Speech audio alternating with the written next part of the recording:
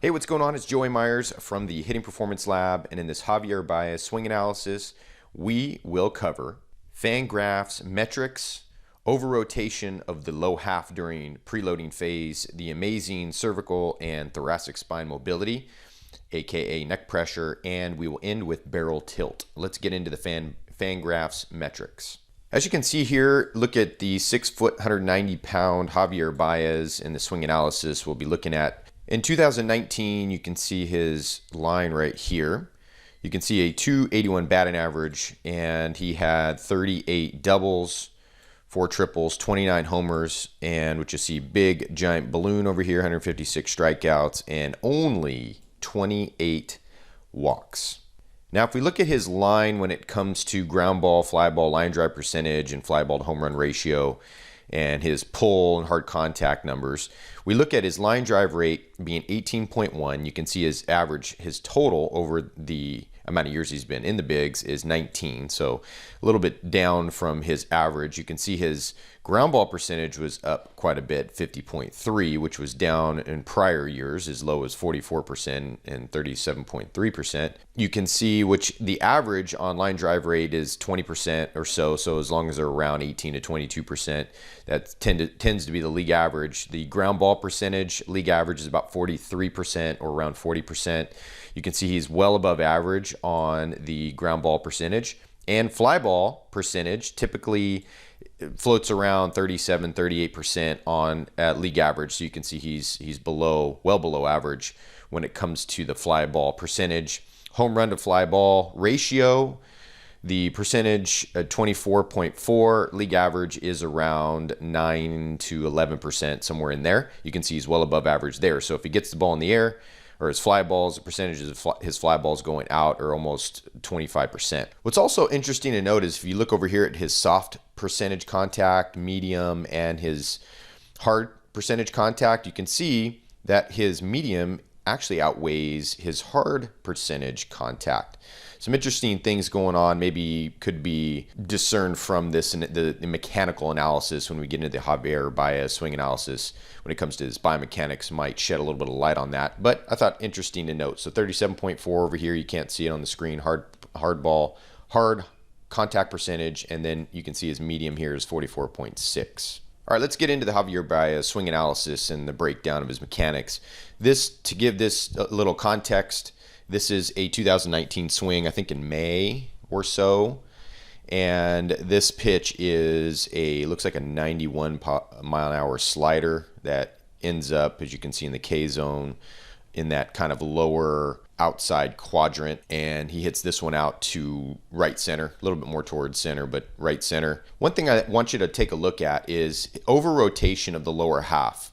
This is something I think Ted Williams said in The Science of Hitting, and a lot of instructors out there will take this to the extreme, and they think that by turning the pelvis in towards the catcher, so say imagining the belt buckle, hitter's belt buckle turning in to face the catcher, like there was a flashlight coming out of the belt buckle and that you were shining the flashlight at the catcher to get the hip some momentum. Now, I think this is wasted movement when it comes to the spinal engine. It's not my opinion, but if we look at springy fascia in the spinal engine, what we want is we want to see this front shoulder, and we'll get a chest view here in a second, but we want to get this front shoulder to go down and in towards the back hip, and we want this back shoulder to move away from this front hip. When you move the pelvis in, or you move the front hip bone in along with the shoulder, is now the hip and the shoulder are chasing each other instead of doing the opposite in what we would find in a ringing towel type of scenario, whereas one hand being the shoulder, the other hand being the pelvis. So we're seeing a lot of these coaches that'll say when the pitcher shows you his back pocket, or she shows you her back pocket, you show them yours. This is clearly what Javier Baez is doing in this swing analysis. You can see him really showing his back pocket versus this neutral position that he starts off in, really rolls in with that hip. Now, if we take a look at another hitter, Chris Davis of the A's, this is a 2018 swing of his, but he actually steps in the bucket a little bit, but you're going to see a little difference to the hip positioning. Chris Davis really doesn't waste any motion pulling that belt buckle, this flashlight on the belt buckle, and trying to shine it in the catcher's eyes.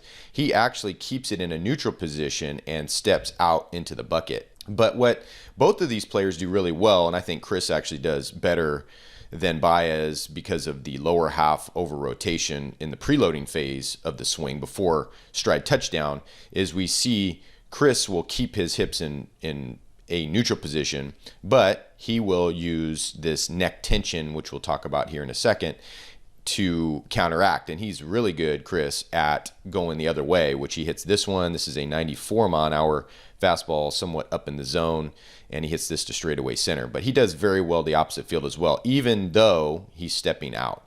Now, I wouldn't advise young hitters to do that, and we have a stride drill that fixes that, gets them more in line. But Chris makes this work because of the way he uses his spine. Here's a view of Javier Baez in the swing analysis of the somewhat chest view. It's a little angled here, but you can see that kind of over rotation of the preloading phase of the pelvis, the lower half, versus what Chris Davis was doing. You can see him really coiling up with the lower half, which he really doesn't have to. And you're seeing what I was talking about is taking this front shoulder down and in towards the back hip, and we should actually see this front hip move away from the back shoulder. But when you bring that front hip in, you're chasing the back shoulder instead of moving away from it, which that's how springy fascia works, how we load the body like a spring or a catapult. And we want to bring that front shoulder down and in, which he is doing. But when you turn the pelvis, it's almost like the corresponding shoulder is chasing the corresponding diagonal hip bone.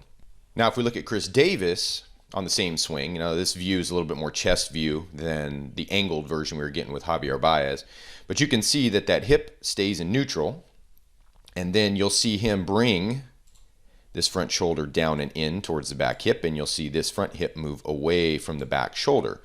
Some people might call this the scap load. That is covering this line here, this diagonal line, the scap load, but that's a retraction of the back scap. What we should see is a protraction of the front scap, or the front shoulder moving down and in. So we're going to see the hitter's numbers when the hitter does that. We should see both moves, not just one.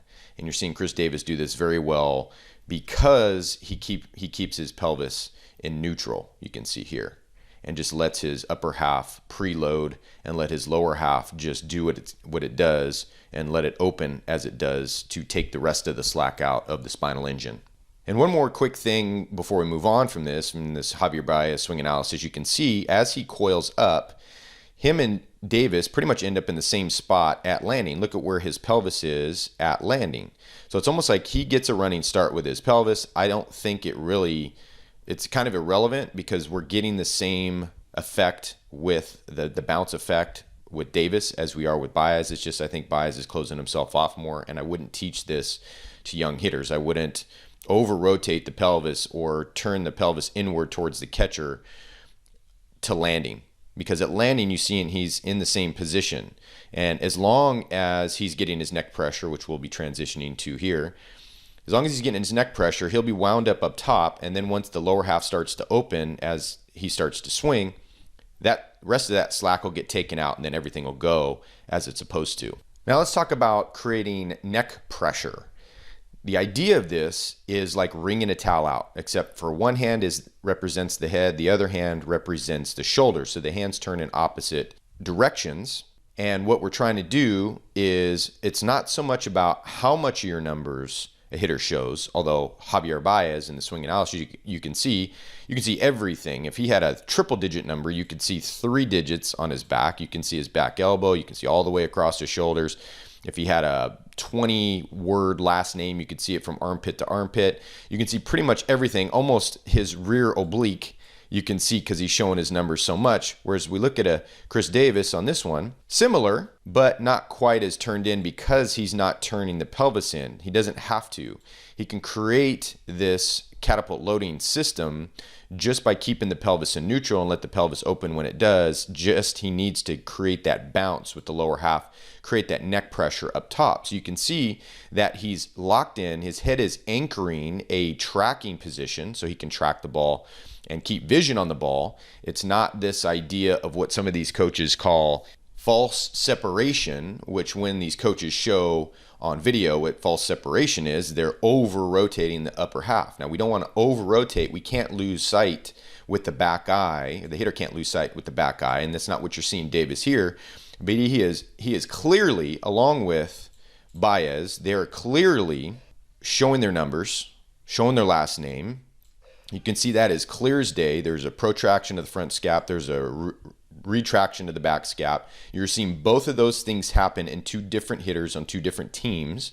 And what both of them are doing and have in common is they are wringing the towel out, head and shoulders. The head creates an anchor point. The shoulders rotate under the chin as far as they can while creating this neck pressure in the T1 and C7 area. So there's like a 2-3 inch area that if the hitter does this right, they create that pressure there with the head anchored, with the shoulder pulled under as far as it can do. And they'll feel this pressure up until the turn, and they can go from there. That's taking slack out of the system early. If this doesn't happen, there is going to be compensation somehow in that there might be a front shoulder pulling out early. There might be a barrel that's dumping deep and early into the zone to try and hurry up, get the barrel to the ball. But above all, hitters must, even hitters as young as 8, 9, 10 years old, need to feel that pressure if there's going to be power. The minute that pressure is taken off between the head and the shoulders, that is when we'll be letting air out of the balloon. The reason that I've moved to more of a neck pressure, creating neck pressure versus showing numbers, is that every hitter is going to be different when it comes to their mobility in their neck and their thoracic spine or their shoulders. Being able to turn the head this much as Baez or Davis. Davis isn't quite as much there. Maybe it's just with Baez because he's inward rotating his lower half. It's allowing him to turn more. I think that, again, hinders. It can take our vision and tracking off the ball if we do this with younger hitters, what Baez is doing. So I would recommend more of what Davis is doing, albeit without the stepping out part of it. But we want to create the neck pressure. That is the rule. That is the principle, the movement principle, the wringing towel principle to the catapult loading system and spinal engine springy fascia. It is not so much to show both numbers.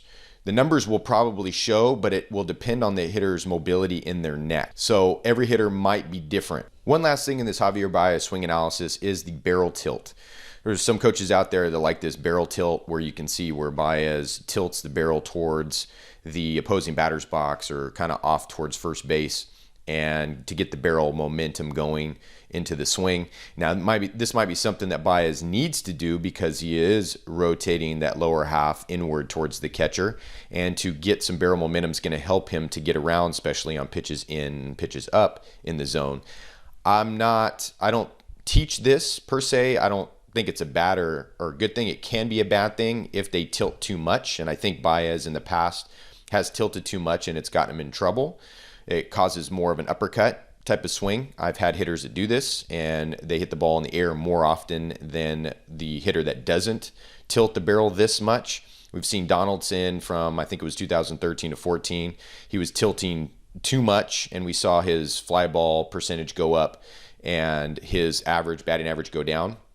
So I would not really mess with this too much as long as we are creating that ringing towel effect between the head and the shoulders, creating the neck pressure.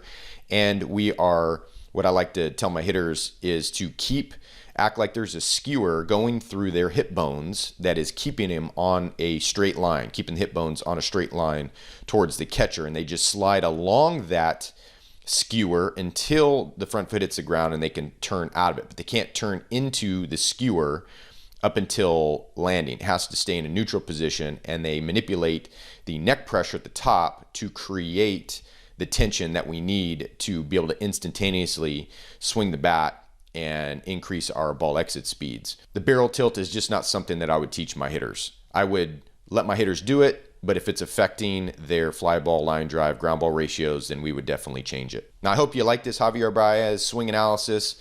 Make sure that you're swinging smarter by moving better.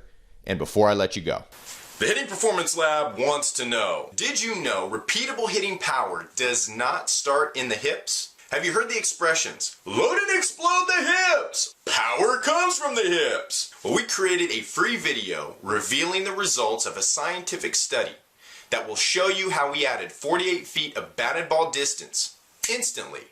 And it's not all about the hips. Click here now to get the video while it's still free.